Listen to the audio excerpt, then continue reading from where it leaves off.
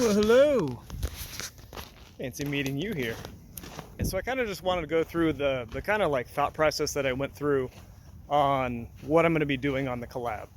Essentially, it came down to the point where Shuzi had sent me the original email asking if I wanted to be part of the collab, and gave me the day to think about it. Said let's set up a time we could do a phone call and talk about things. So that day or two prior to the phone call, I was thinking, like, what could I do?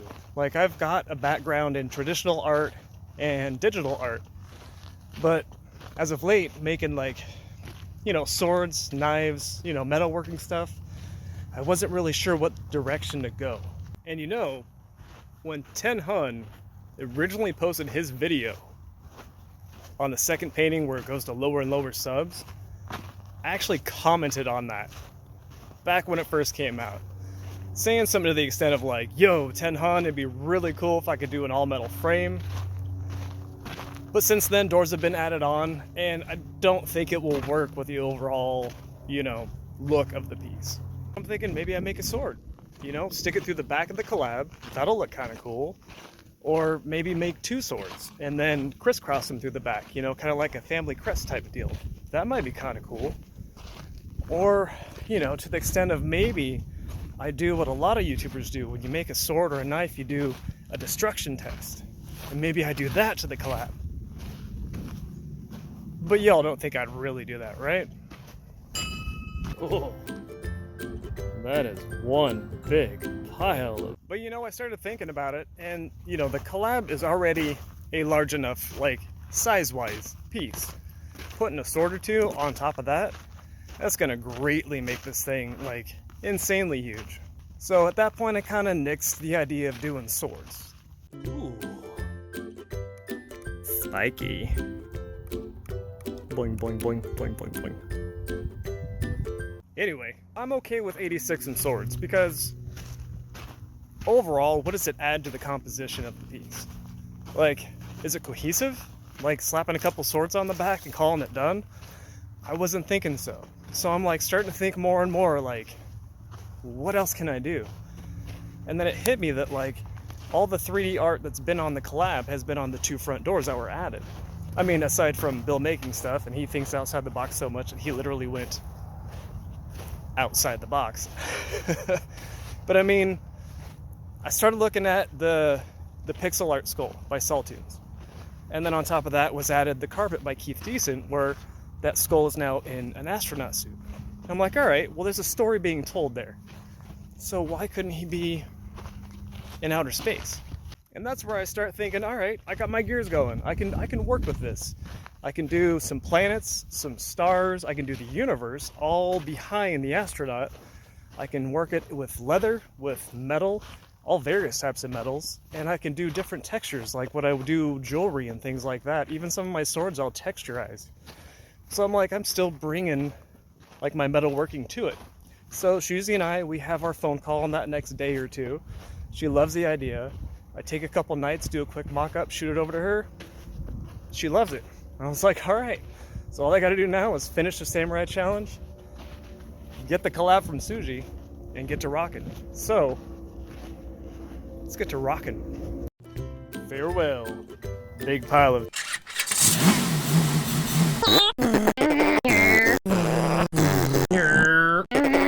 Whoa.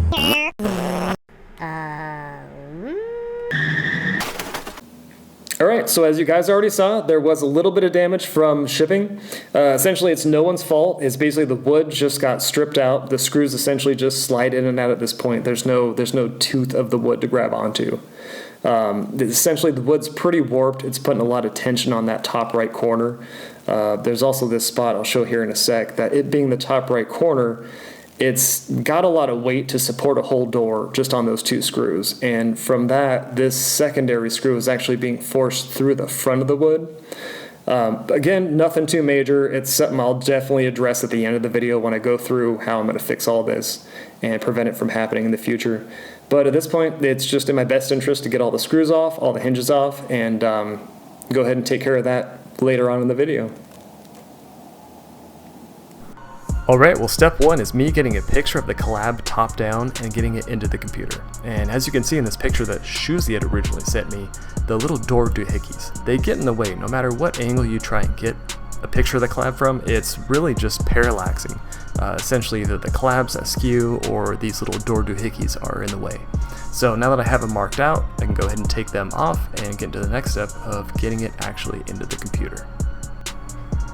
And now with that picture in Photoshop, I've already got the dimensions set up to the actual size of the collab, and I'm just going around tweaking a little bit to make sure that all the corners are matching up and everything's kind of squared up. Still leaving a little parallax happen, but just kind of fixing that up. And right now I'm just going around the collab. I essentially need to know exact placement of where the carpet ends, where the little door doohickeys mount, and where the edges of the collab are. Essentially what I'm going to be doing is laying my leather on top of the wood, but butted right up to the carpet. So knowing exactly where everything lays is completely imperative from, this point on to the end of the collab. And essentially I'm just using tracing paper and a pen and going around the collab, just trying to get as tight to the carpet as I can get, because essentially I'm going to be laying leather on top of the wood, butted up right against the carpet. The tracing paper does tend to want to kind of curl up as you go around, so I'm cutting these little tiny tabs so it doesn't curl up on itself. But here they're all cut off and ready for the next step. And since my scanner is only so big, I had to do them in segments, but here I'm in Photoshop, just kind of moving everything around, trying to line everything up to make sure that everything's going to match up to the way it was. And here we are in CAD. Basically I'm just going around and tracing all the lines that I just drew. Essentially this is going to keep it to the exact scale that I want with the vectorized lines. Essentially from CAD I can export that to Adobe Illustrator, and then from Adobe Illustrator at the time I can cut out from wood or leather or acrylic, whatever material I want to use.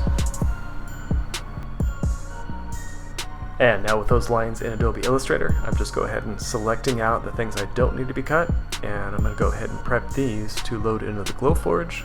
Once the material's in, everything's already ready and set. Just press play, and essentially if it cut this fast, that would be awesome.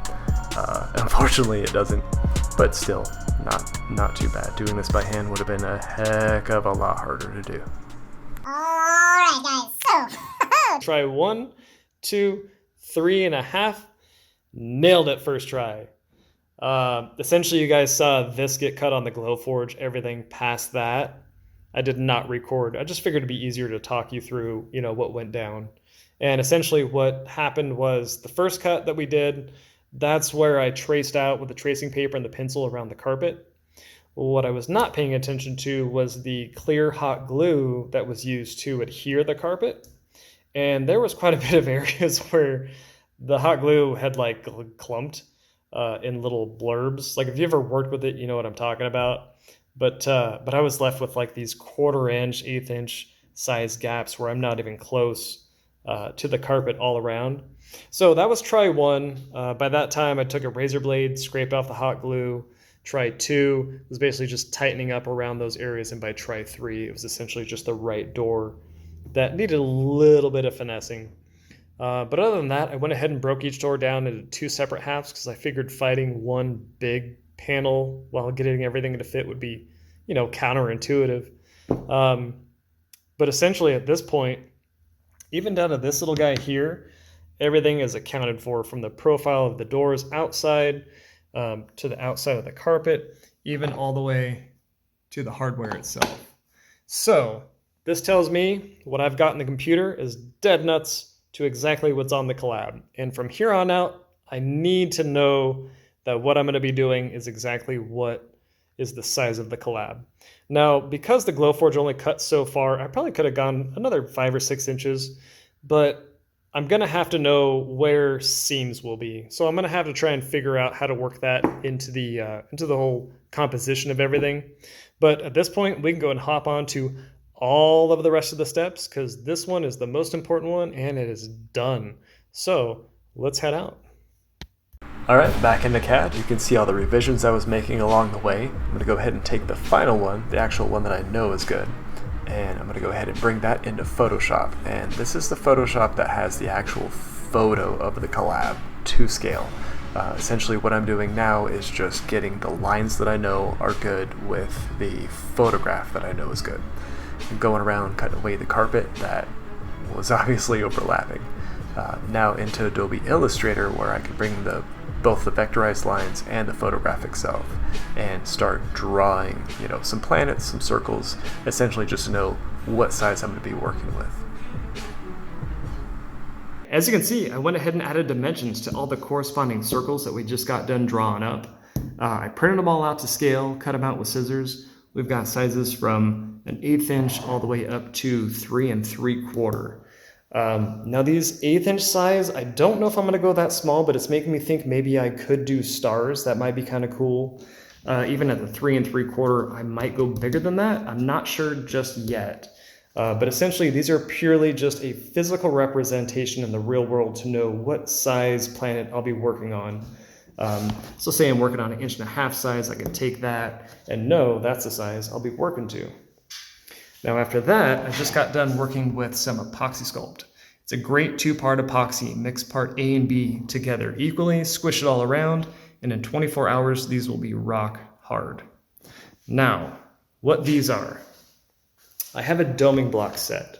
Got it at Harbor Freight. In its lifetime, I think I've lost probably 2 of the punches that correspond. But essentially, you just take a flat, thin sheet of metal and lay it on top. Find that corresponding punch, hammer it down, and boom, you've got a little dome going on. Now, the larger sizes on this block. There are not corresponding sizes for those ones. So in theory, once these are hard as a rock, I can use these larger ones, put my piece of metal there, and use that to push right up against it, and boom, I got half a planet. Now, epoxy sculpt is great. It sticks to a lot of stuff. I have parchment paper, so it doesn't stick to the table. I don't know how toxic it is, but I would definitely recommend gloves just for the sheer fact that it is very, very sticky. Now, onto the collab. This is what we're going to be seeing for the rest of the video, basically until I'm done with the collab and attaching and adhering everything to the final. This is not the collab, this is not even carpet. Like I said, these are for reference. Say I get done making a planet, say I'm working with metal or even epoxy sculpt. I do not want to damage the actual collab. I made this in about a day, basically took a picture that we did head on straight down, printed it out, and used Mod Podge. Apparently this is like the bee's knees to attach paper to any material, and it worked out pretty good. But trust me, this thing is so janky. I used baseboards that were up in the attic, and I didn't even like miter 45 the corners because again, I do not want to get metal shavings, epoxy sculpt, anything like that stuck to carpet or damage the collab in any way. So this is essentially just for me to wear and tear until we get to the end point. Bob definitely agrees. I don't know what he's working on, but look guys, I have 3 kids and I definitely do not want anything to happen to the real collab. So that is the purpose of this mock-up. Essentially, I'm going to call it a night at this point. I've got about 2.5 hours before I need to get up, go to the day job. So I'm going to go get some sleep, but let's go ahead and get you guys to the next step. And here I have all my metal pre-cut, ready to go. Each one is cut to a specific size that goes to its corresponding doming tool. And essentially what I'm going to do now at this point is soften the material. This is a process called annealing. It's basically where you take the metal, you heat it up red hot, you dip it in really cold water, and it essentially just reassembles all the molecules in the steel to be softer. And at this point, we're ready to go ahead and start doming. Alright, so just starting with the smallest tool that I have. Here's the first one out of copper, came out great. Luckily it's as a soft material as it is, it's pretty easy to work with. The aluminum is probably the softest out of them all, and I had only I think it's 40 thou thick aluminum on hand, and they did start tearing out, even as finessing as I was trying to be with it.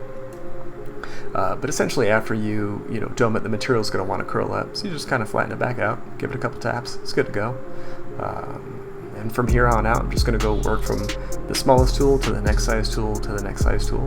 So go ahead and leave you with that.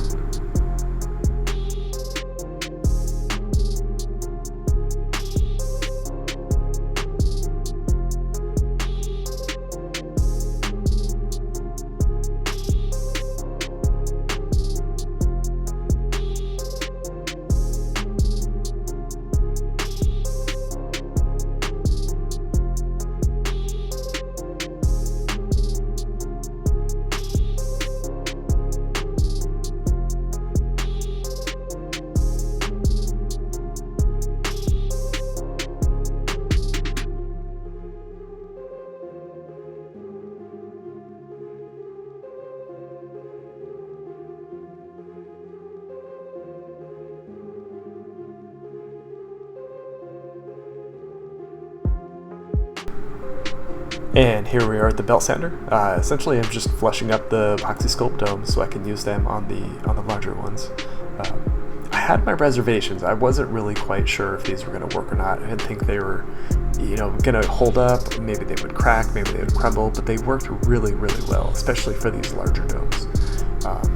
For these, I did have to anneal back and forth as you work with materials like copper and brass and bronze, things like that. The more you work that material, the harder it gets. It's called work hardening. So essentially annealing and then going back, and then annealing and going back. But essentially they worked really great. Even the aluminum ones worked great. But I had an idea to use some silver to make up for all the small aluminum ones that didn't work out. So essentially I have this bag of silver coins that I was going to use on a build for a sword, essentially trying to do, some silver accents or some silver inlay, but I haven't gotten there yet. So essentially I was just going to go ahead and put those to work here on these domes. So that'd be a really great addition. And they worked out really, really well. It's a soft material. You don't have to anneal this at all. Just a little bit of heat and it will melt. And essentially what you'll see is I'll take 2 of those and I melted them out so I can make a larger dome. Again, worked really, really great. Just had to flatten it a little bit. And then after that, I got really confident. It was like, well, maybe I'll melt 3 of them and make a larger dome. So that's essentially what I did. It worked out really great. I had a lot of fun with that. It's the first time working with material, and I'm definitely feeling a lot more confident. But here they all are, finished up with the rest of them. And here I am, making the larger domes. Essentially what I have here is my toe hitch and a ball peen hammer. And essentially all I'm doing is just slowly working from the center out to meet that line. Right here is a 2-inch that I'm making, and basically just working it around. Luckily, it didn't work hard at all, just because I wasn't going over the same spot, multiple times. I was just working it, stretching it, and it worked out really, really great. First time doing any type of forming like this. Here I have some PVC pipe that was perfect size, so I could, square it up, get it all true, and get it to a nice dome shape. Again, like I said, this is a 2-inch, and I went ahead off camera and stretched a 2.5-inch out of the aluminum and had great success with that. And here's the very, very technical way of melting hot glue. Just pumping it through the gun and filling these little domes up. Essentially what I'm trying to do is create a backer that's somewhat malleable. What I want to do is hammer into the metal, but I don't want to pierce all the way through. Essentially this is kind of the poor man's way of doing air chasing or repoussé. It's more of a jeweler's technique where they would have a very large, heavy cast iron bowl full of this material called pitch. It's like a wax, but it doesn't crumble when you put pressure to it. So essentially it allows you to shape the metal, kind of move it around. It's kind of like the reverse of embossing metal. You're basically pushing it down and forming it around. But what I'm after, as you can see on these, is kind of an asteroid type feel. Right now I'm remelting the super glue, and I'm setting up to take one of the smaller little doming tools and just go in and give it a little bit more texture, give it a little bit more personality. I've done a couple bracelets with the same technique and it worked really good, and so far on these little comets or asteroids, they worked out really, really good. It was a really, really fun experience. But again, this is kind of like the poor man's way of doing it. Jewelers would essentially have a very, very expensive bowl with a very expensive pitch filled, which is definitely something I might in the future invest in. But for now, this worked great, and I think they all came out really, really cool.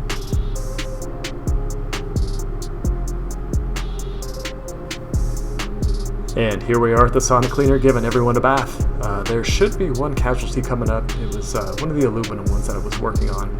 I'd stretched the material a little bit too thin. It was already thin to begin with, and when I was reheating it to get the hot glue back in, it just started melting. But essentially this is just a sauna cleaner, which is, again, something that a jeweler would use. It basically vibrates at a very highly intense rate.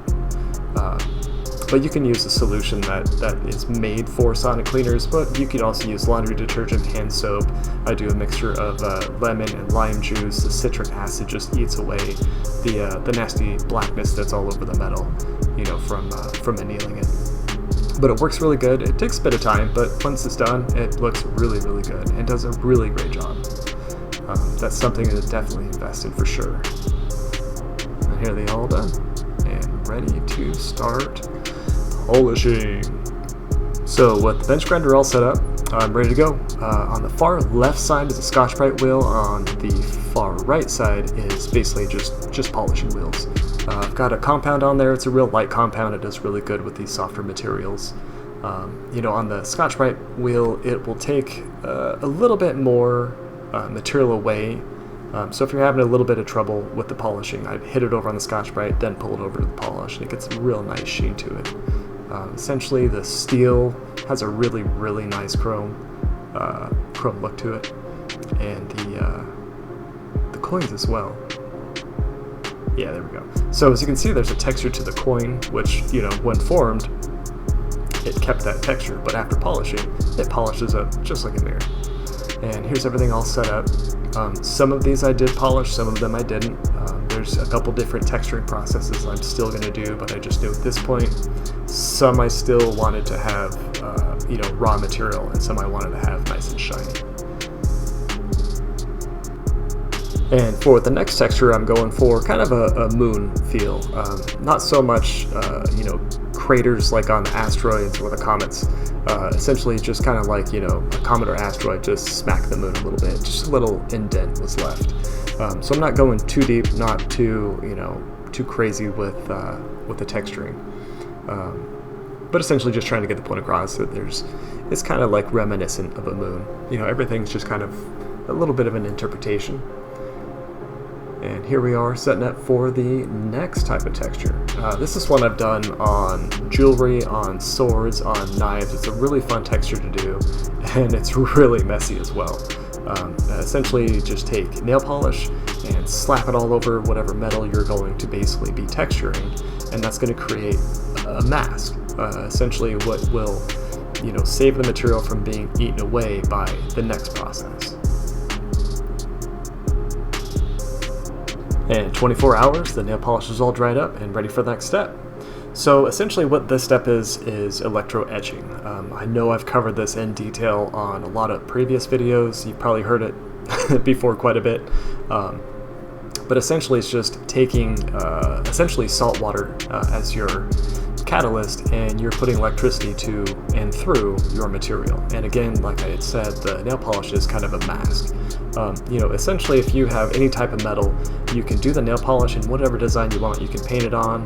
A lot of knife makers will do their logos in the same way.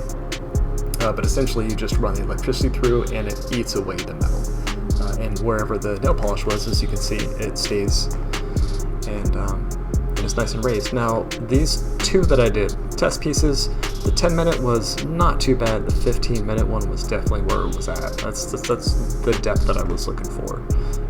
And again, yes, many hours later. I mean, the tiny ones were 15 minutes each, but as you progressively get to the larger ones, you know, essentially your cotton ball is only so big. So yeah, it's 15 minutes for these tiny ones where you can cover it all at once, but the bigger ones you have to kind of go around and around. And it's, you know, so corrosive that it does eat away at the electrical clips. But at this point, you know, everything's done, it's ready to go. I can go ahead and pour some acetone in a little tub, cover it up, let it sit for a day, and just get all that nail polish off. And there's the result. There's one of the steel ones that was polished. You can see why some I wanted polished, some I wanted dim, because like I said, wherever that nail polish was, it kept that finish the way it was prior to the electro etching process. But yeah, a lot of back and forth, dipping in, dipping out, getting all the nail polish off, and here they all complete. Again, it's a really fun process to do, very affordable. Again, just salt water and electricity. You know, back in the day I used a car battery charger.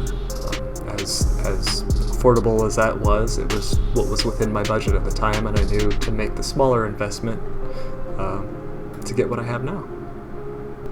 And here I am, just cutting away with the tin snips. And essentially all this extra material is not needed. I don't need to, hook up any electrical. I don't need to hold on to anything for any more processes. All the texturing is already done. So essentially just going around as close as I can get and cutting all the extra off and getting it just prepped up, because I know the next step after this, I can just take it to the belt sander and true everything up to its, essential final, round circular dimension.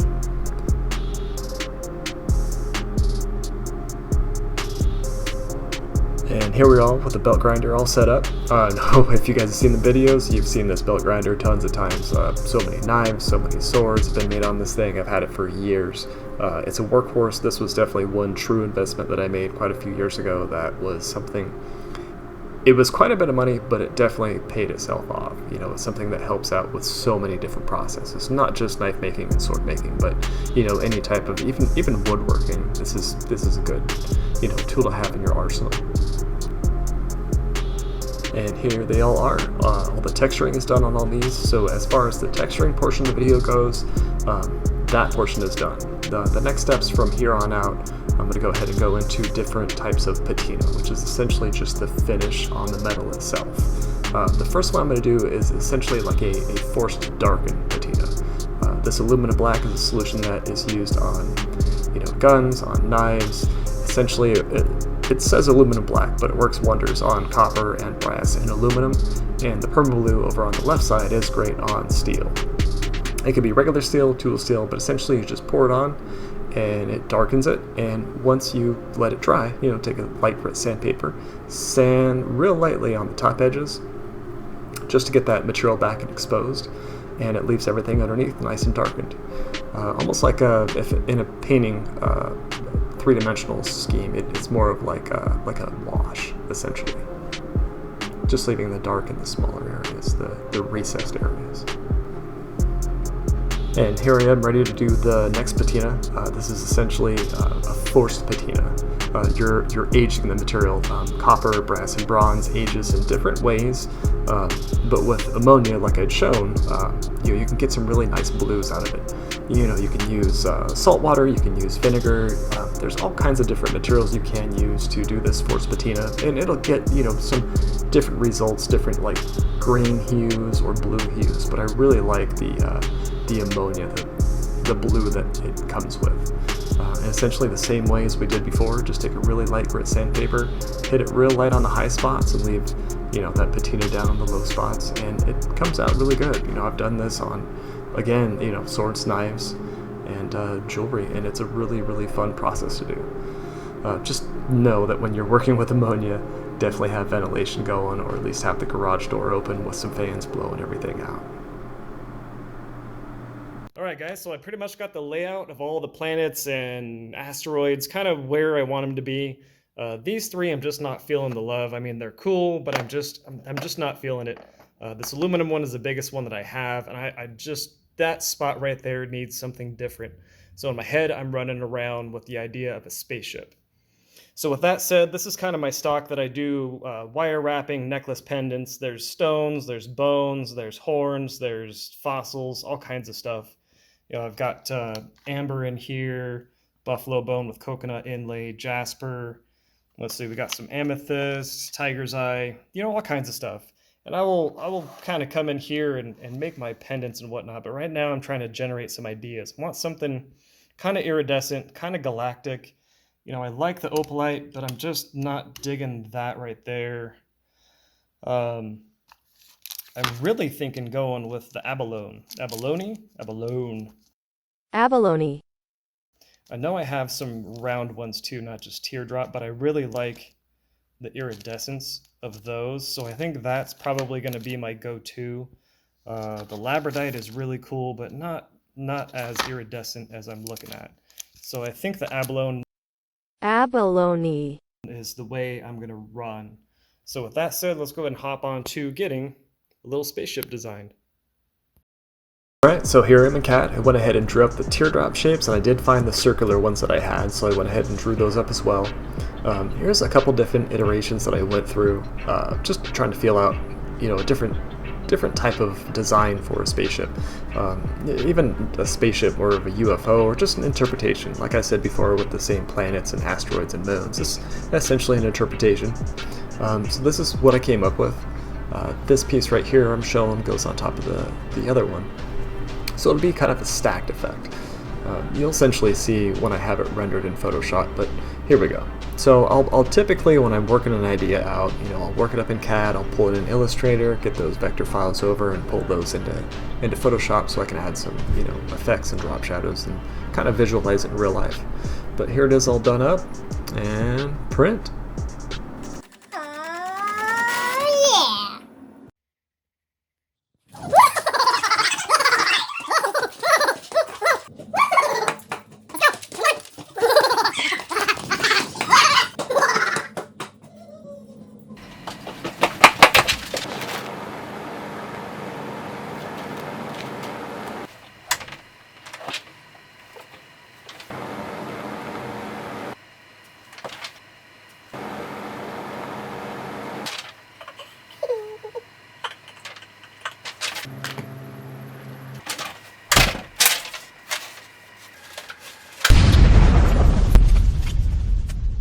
Alright, so here we go with the titanium.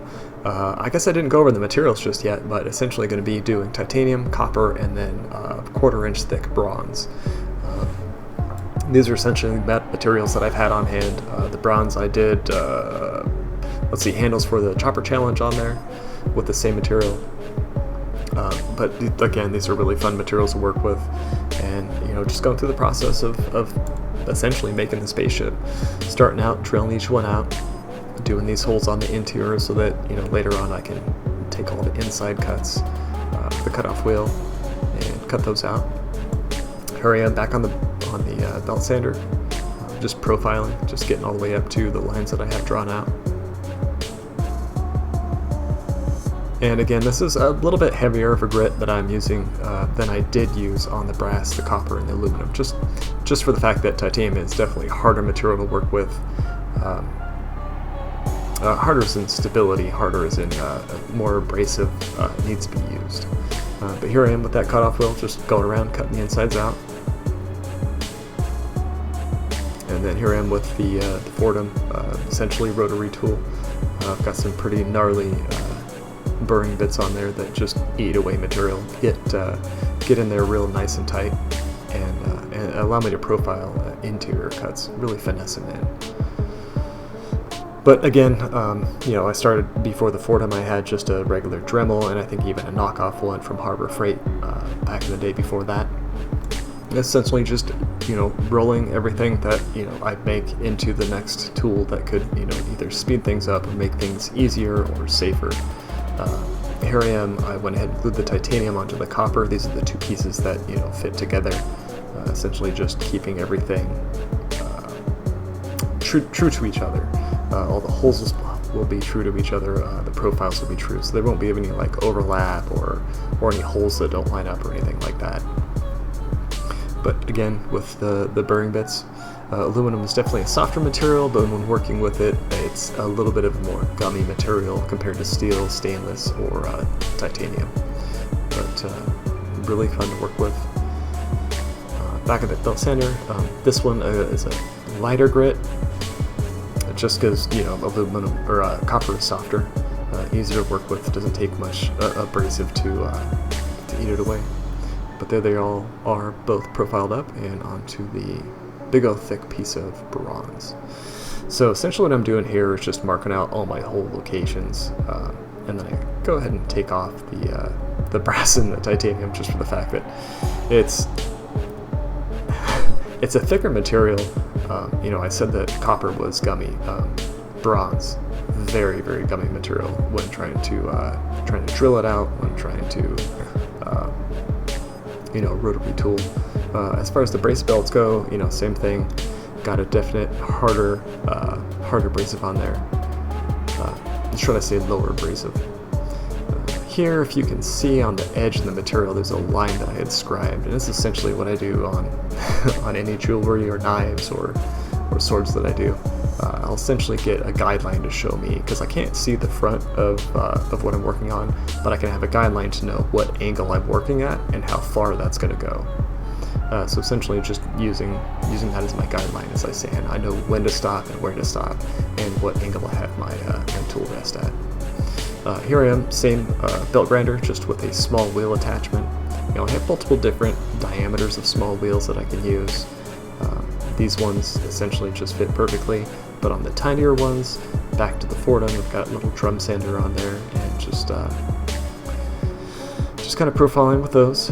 And to save a lot of time, you know, 1/4 inch thick bronze. Like I said, it's gummy, and when trying to mill everything out, it takes a while. So here we are, just sped through and onto the titanium. Now, again, this is a metal finishing procedure. Essentially, it's just anodizing. What I have is water and baking soda, and all you have to do is run a current through it. And depending on what voltage you have will depend on what color the titanium will anodize to. And right here, I'm just trying to kind of work an ombre from the blue, purple to the gold, and it's not as even as I wanted, but it came out pretty good. And here I am. I went ahead and milled out the majority of these little guys back here, but that's essentially caverns for my wire wrapping to go into. And off camera, I went ahead and did some detailing on the back, and again with the aluminum black, I darkened it up, hit it with the light grit sand. There we go.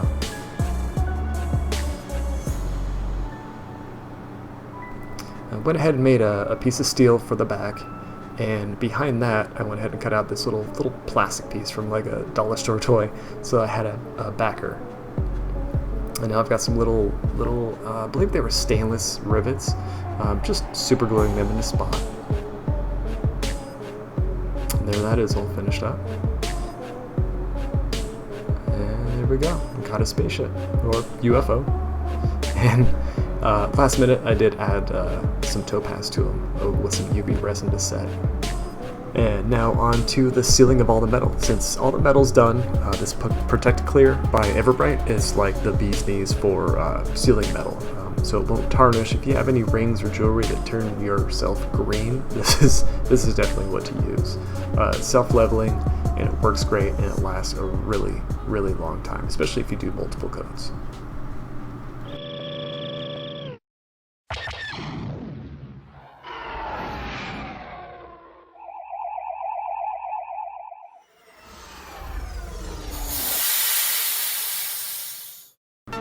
And here we are back in Adobe Illustrator. I went ahead and photoshopped in all the planets, all the locations, and start marking out with the circles, you know, where they're located. I've got my seams in there from where everything's going to come through as far as the leather goes. Essentially, I can start on the detailing of what's going to be, you know, etched onto the leather. Now, I didn't want to go too true. Like I said earlier a couple times, you know, this is all interpretation as far as like the planets, the UFO, the spaceship. I wanted to do a texture on leather that wasn't something that, you know, I've done before. You know, essentially I've done all kinds of different regular textures, you know, on sheaths. But essentially I didn't want to run with, all right, here is what the universe would kind of look like. This is kind of a design that I don't know how I've done since I was in junior high school. You know, a lot of people call it akin to tribal tattoo designs. Some might even say, or I've heard in the past, they say it's kind of Megorium inspired. I do definitely like all those designs. I've just kind of drawn whatever these doodle squiggly lines are. You know, anytime I get a pencil or a pen in my hands, it's just kind of my go-to. It's what I can relax to. It's just what I kind of like fall out of my mind with, you know, just kind of relax, just zone. So essentially that's what I'm doing at this point. I've got my Wacom drawing tablet. You see my left hand over there going back and forth. Essentially that drawing tablet has got different presets for little buttons, so I can go back from eraser to pen. Adobe Illustrator is a great vectorization program, and they've got a brush. I believe it's called the blob tool or the blurb tool. It essentially works as like as a pencil or a pen. You can sketch with it, and it'll essentially just vectorize the lines. Essentially, whatever you draw is a vectorized line, which essentially, when it comes to Glowforge time and etching on the leather, this is like essentially what you need. You can go with bitmap photograph or things like that, but it doesn't get as crisp, it doesn't get as clean or as deep. So essentially, this is just me doodling around, finally putting these crazy weird squiggly designs onto something out there in the world. I mean, hopefully you guys like it. I just figured rather than just staining the leather black, give it some sort of a texture. And here we are with the Glowforge. Materials all loaded in, and once those files are converted over, we've got about 2.5 hours worth of cutting. Like I said before, if the Glowforge cut this fast, it would be awesome. But again, it's definitely faster than than doing it by hand. So I'll give it there. But yeah, it makes really quick and efficient work on leather, on wood, on acrylic, on quite a few different materials. The only hindrance again is the size. I do have the Glowforge Pro, where you can drop down a door and it's like a pass-through, so you can essentially, you're constricted by your horizontal, but your vertical you could just essentially cut or print forever and ever. You just gotta scoot it in, realign it, let the camera figure out where it's at, and then continue the print. But I've never played with it, and I definitely didn't want to play around with trying to learn how that worked on this collab. So essentially, that's what it is. Here I am weeding off all the masking. If anyone's done any vinyl work, car stickers, or even Glowforge cutting, there's a masking that's on any material that you're cutting, and you essentially need to weed that off once you're done. As detailed as this was, the weeding of the material was just as detailed, but a little relaxing as well. Especially saving this edge for last. Something about it was just like quite relaxing.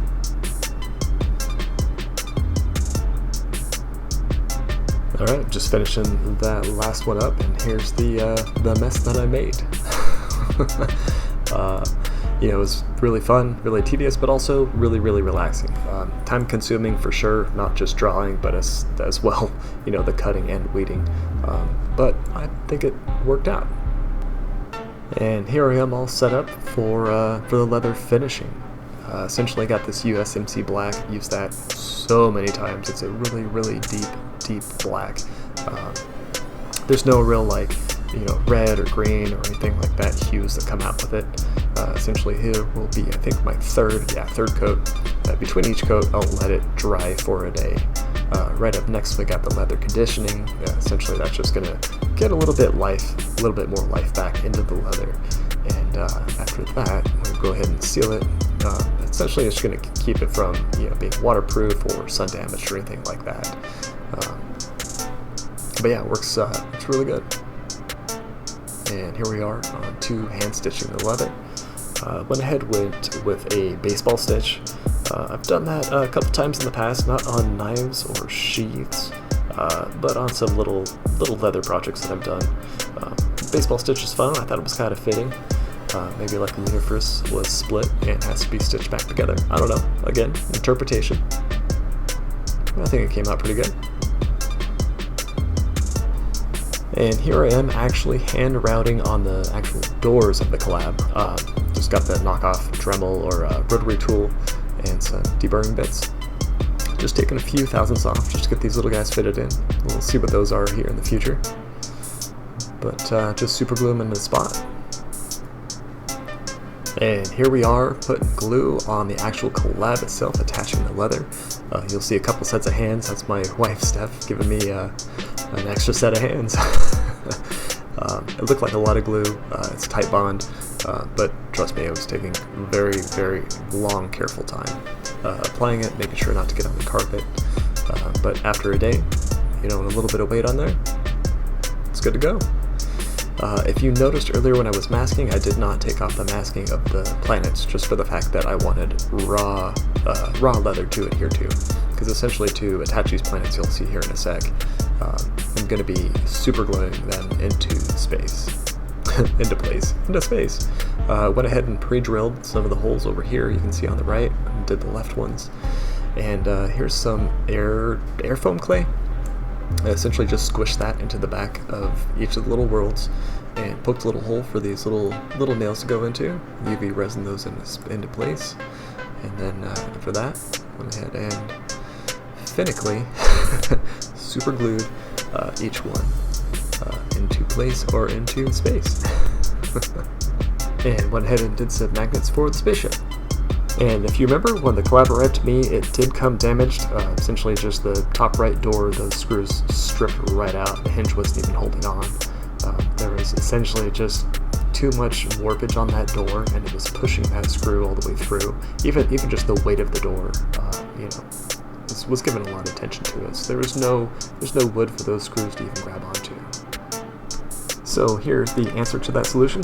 Continuous hinge, or better known as piano hinge. It's essentially just going to disperse all the weight all the way down both of the doors.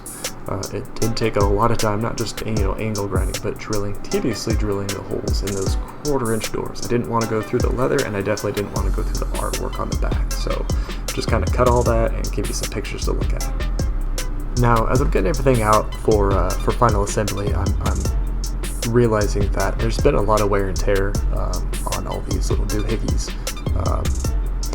And I'm not sure if it's from the lock or just, wear and tear from it being shipped, to so many different people, but it was hard for me to put this back out the way it was. So I went ahead and started the process to prep for Cerakote. Right now what I'm doing is just sandblasting all the paint off. I believe these were spray painted originally, which is probably why it was so easy for them to get scratched and dinged and everything. But essentially, sandblasted all the paint off, and I soaked it in acetone. Essentially, for the Cerakote process, you want to get all the oils out. So essentially, it just takes an acetone bath to get all the oils, the fingerprints, and whatnot off, to make sure there's no paint or anything left on it. Essentially, at this point, I'm just wire wrapping everything so it can be held during the spraying and held while it's baking. Right now it's degassing for 1 hour in this oven. This is my Cerakote oven, it's my heat treat oven.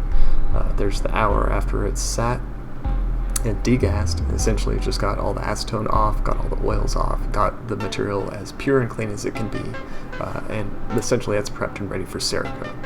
And these hands that are on camera right now are my lovely wife, Steph's. She's a Cerakote specialist. She's right now a few weeks out of surgery for her heart. So I was like, babe, can you just do me a solid? Like, come out. I'll get everything prepped, ready to go. Can you just come spray? And she was like, all right, I'll do it. She was like, I don't want to be on camera. But anyway, she went ahead and sprayed everything up. And Cerakote is basically a ceramic coating that bonds to the metal after baked, and it resists scratches, dents and dings. It's so much better than powder coat or spray paint, so it's just going to give a long life of longevity to these parts. But after 1 hour of baking, here they all are, done and ready to go. And part of the final assembly, I went ahead and got some Kydex that I had on hand and made a little holster. Kydex is almost like a thermoplastic where you heat it up, and then as it cools, you can have it to a form, and it will harden as it cools and hold that form. Cut out a little thing, my logo out of leather, hand stitched it on there, and hand stitched the Kydex. Again, Kydex, just like Cerakote, it's most commonly found with guns or knives. Kydex is what most guns or knife holsters are made of, if not leather. But it's a very durable material and lasts a long time. Very messy to work with, but in the end, it's a really, really good material to use. And lastly, for assembly, I went ahead and ran my electrical all the way around the back of the Collab, underneath bill making stuff, and into the power bank, which is being held by the Kydex we just made.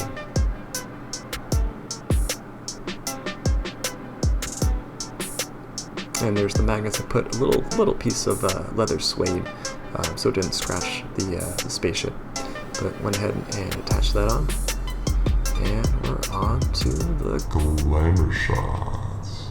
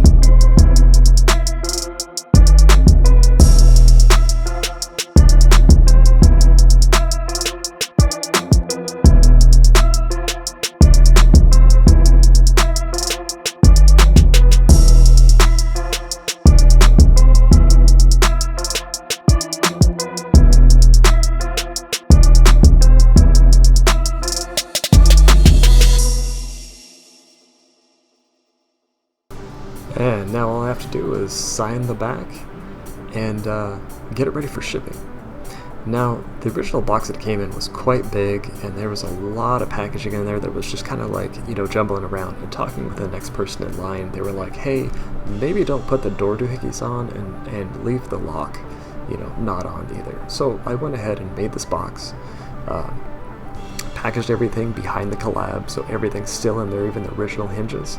I got that packaged up, went ahead and sealed it, cut out some little stencils of the Glowforge, spray painted it up, so I want to make sure it was perfectly good, and got it ready to ship. Alright guys, well that's my portion of the collab done. I hope you dug it. It was really fun to do. This right here was obviously the one that I had out in the garage as I was working, and definitely a good thing because my little janky setup of camera tripods with C-clamps holding my lights over here had caught my corded tools so many times, had pulled them over and knocked the little door doohickeys off. So it was good to have the actual doors in the laser room that I could take all the stuff into every night and make sure everything was like lining up and staying cohesive and whatnot. But anyway, this was supposed to be like a funny thing where I chop it and put it at the beginning of this video and do like a whole clickbaity thing. If you saw the video from yesterday, it obviously got repurposed.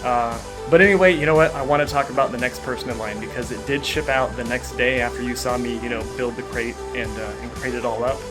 And it should be to them here probably in a few hours. Her name is Megorium, and she emailed me back when Shuzi first, posted her video announcing that I was going to be getting it next. And she shot me an email and she was like, hey dude, I'm going to shoot my shot. If you want to, have me take it off your hands after you're done, I am totally down. She's like, I have low subscribers. She's like, I love to do art and I love to teach. And throughout the past year, I watched all of her videos, and she's really informative. She's really nice. She is so sweet and really talented. Like, she does cosplay. She makes her own cosplays. She does digital painting, traditional painting, painting on three-dimensional stuff, and she's also done collabs in the past. So she like nicks all the little check marks. But anyway, I just wanted to say thank you guys so much for being patient. I hope you guys dug the collab, and here's Megorium. Hello friends, my name is Megorium and it is wonderful to meet all of you. So firstly, I want to thank Smitty Tut for choosing me to be the final artist for the 1000 Biggest Art Collab. What an honor. I am so excited.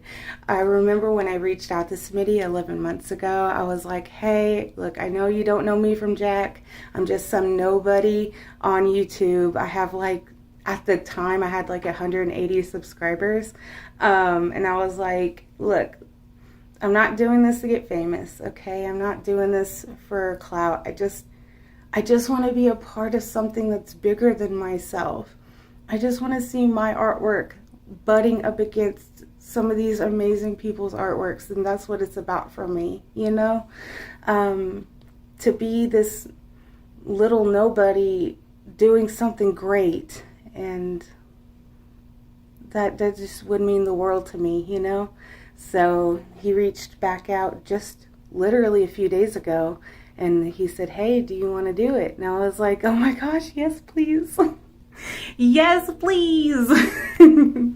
So yeah, I understand that this is a sensitive topic. I understand that it's taken a little bit longer than expected for this collab to be finished. And sometimes life happens to people, and we all know, we're adults. Life can be hard sometimes.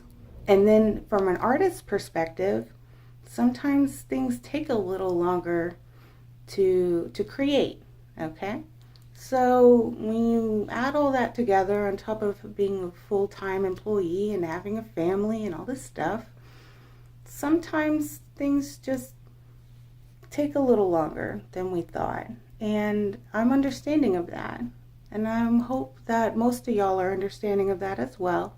So no hate to Smitty at all right? I respect him. He's a great friend.